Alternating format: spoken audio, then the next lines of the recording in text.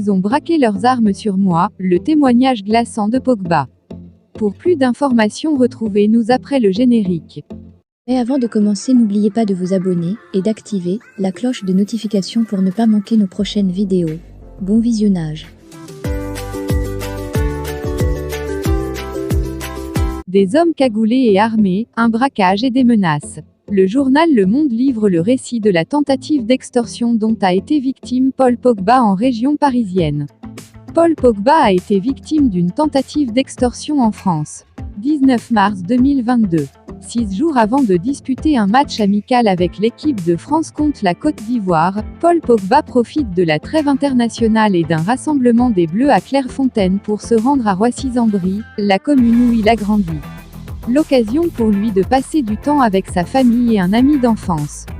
La suite est digne d'un polar urbain et le retour aux sources tourne rapidement au cauchemar pour Paul Pogba, raconte le journal Le Monde dans un récit glaçant d'une tentative d'extorsion en bande organisée.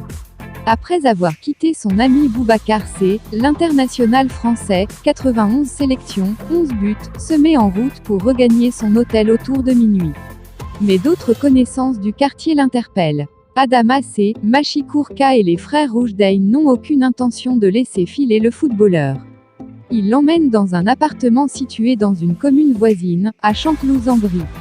Sur place, Paul Pogba se fait confisquer son téléphone portable. 2 hommes encagoulés, porteurs de gilets pare-balles et lourdement armés font alors irruption dans la pièce et le mettent en joue. L'un des frères Roujdein lui annonce la couleur.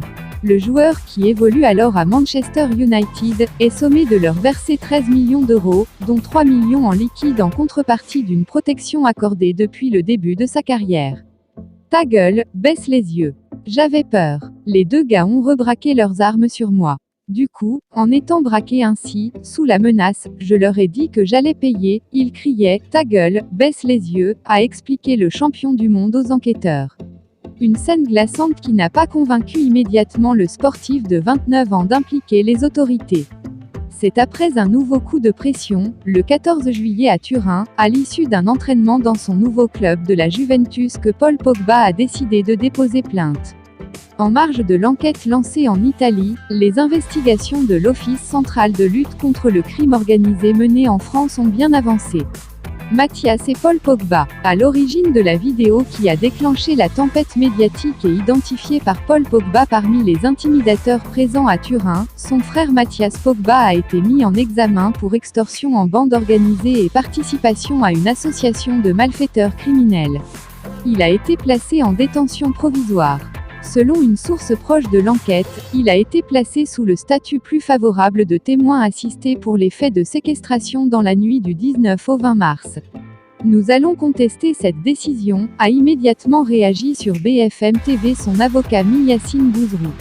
Les 4 autres suspects mentionnés plus haut ont également été mis en examen notamment pour extorsion avec arme, séquestration en bande organisée et association de malfaiteurs criminels.